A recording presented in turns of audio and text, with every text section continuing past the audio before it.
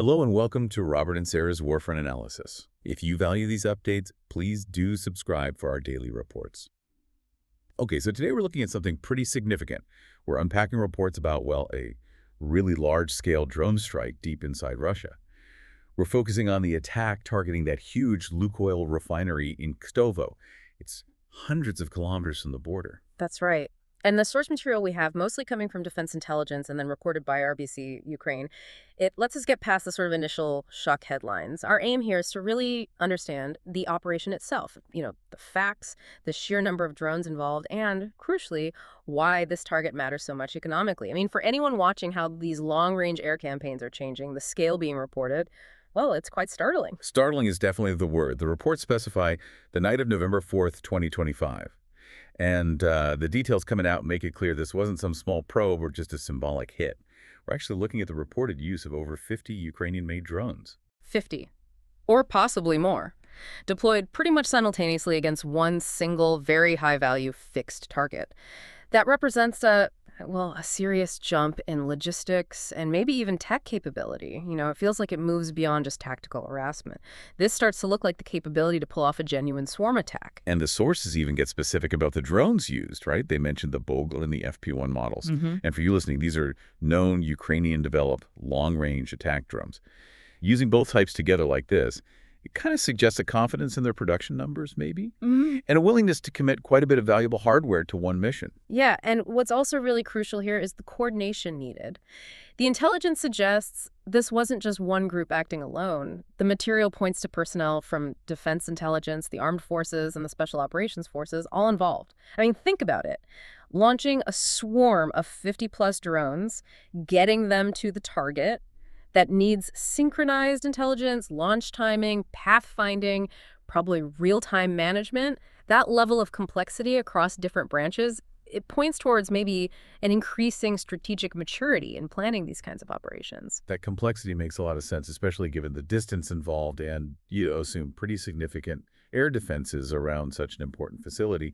And we saw evidence pretty quickly, too, didn't we? There were videos online, reports popping up on Russian Telegram channels. They confirmed pretty big explosions and a really massive fire at the refinery almost right after the reported strike time. And the consequences weren't just localized to the plant itself. They seem to have spread regionally quite fast. The intel sources confirmed the operational impact was felt quickly. It led to two major enterprises suspending operations, including that key Nizhny Novgorod refinery nearby. And perhaps more concerning from a systemic view, we saw immediate stress on the power grid, reports of supply issues starting in parts of the Kursk region soon after. That speed, that sort of cascading effect, it really underscores just how important this target was in the wider system. Right. Let's talk more about that importance, because this gets to the heart of the strategy, doesn't it? Why risk, 50-plus advanced drones on this particular spot?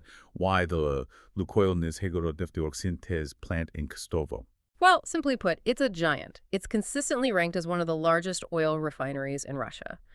The numbers involved are just huge. Its capacity for processing crude oil is around 17 million tons a year. Just to give that some context, that single facility processes more oil every year than quite a few medium-sized countries use. Hitting something this big isn't just about breaking a piece of equipment.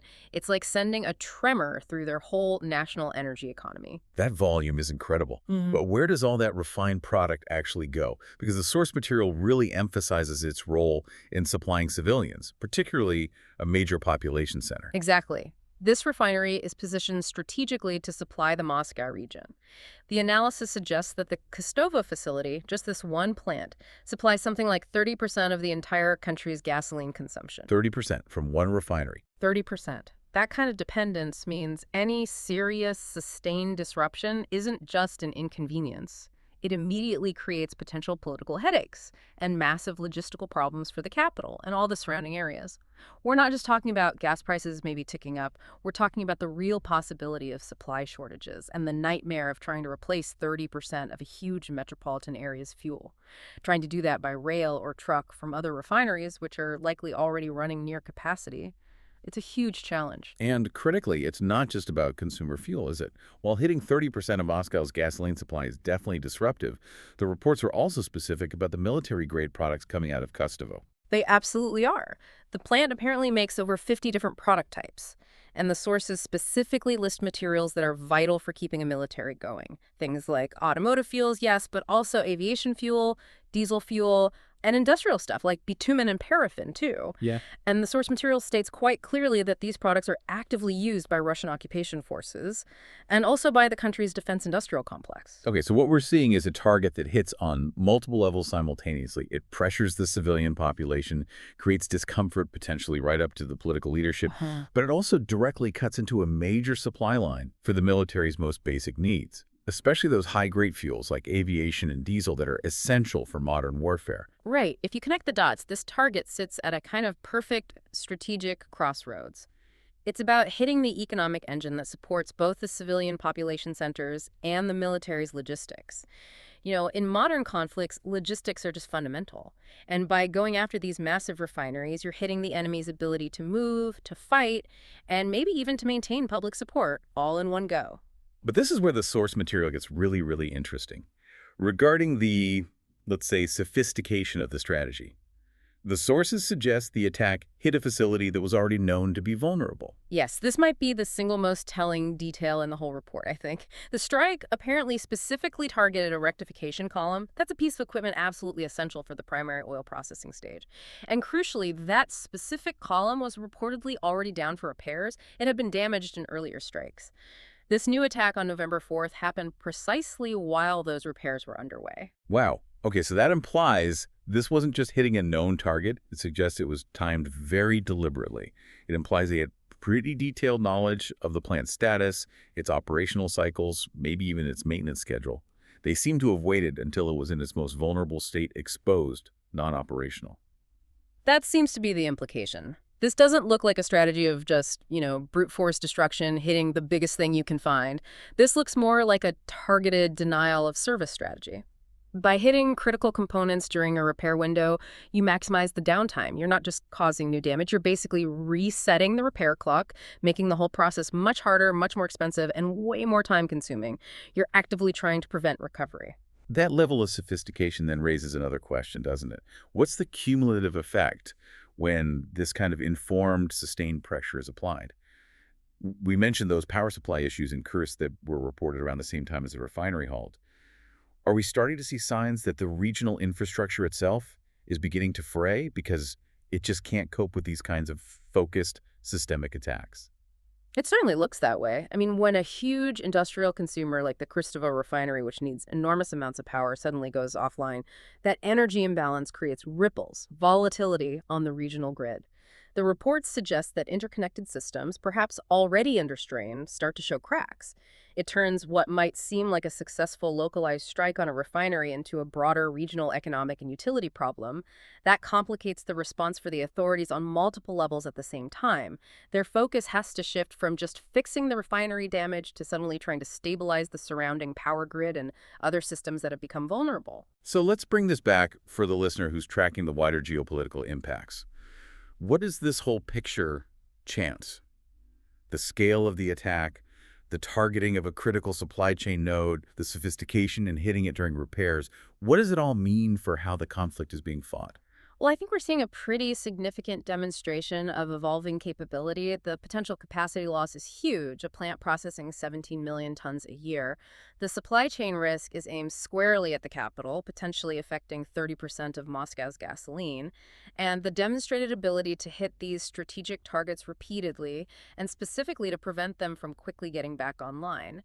It signals that this kind of high-value infrastructure deep inside the country is perhaps more exposed than previously thought.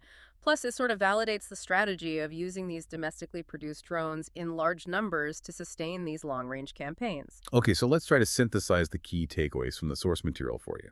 First, the sheer scale. That seems unprecedented for a single operation. The synchronized use of over 50 drones really showcases advanced logistical planning. Second, the targeting was incredibly specific and strategic.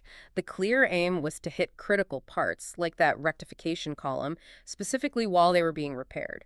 That maximizes the disruption and severely hinders recovery efforts. And third, the impact is really comprehensive. The target matters both economically and militarily. It hits consumer markets like Moscow's gasoline supply directly, while also disrupting vital military fuel supplies like aviation and diesel. And the immediate knock-on effects included shutting down other key enterprises and causing power problems hundreds of kilometers away. So the successful use of this large swarm composed of these domestically produced UAVs, the Bober and FP-1, against such a high-value fixed target like Kostovo, it really does signal a potential shift in how we think about long-range aerial warfare. When you see an operation like this succeed, hitting a facility that supplies 17 million tons of oil products annually, it forces everyone to reconsider their defensive assumptions. Right. So the final thought for you to consider is this. How are these tactical developments, like the ability to coordinate drone swarms, fundamentally changing the risk for major fixed strategic assets, maybe everywhere? Can current air defense systems realistically cope with, say, 50 or more coordinated incoming threats at once? Or are we maybe entering a new phase where these kinds of high-value targets are going to be seen as increasingly, perhaps inevitably, vulnerable? Something to think about.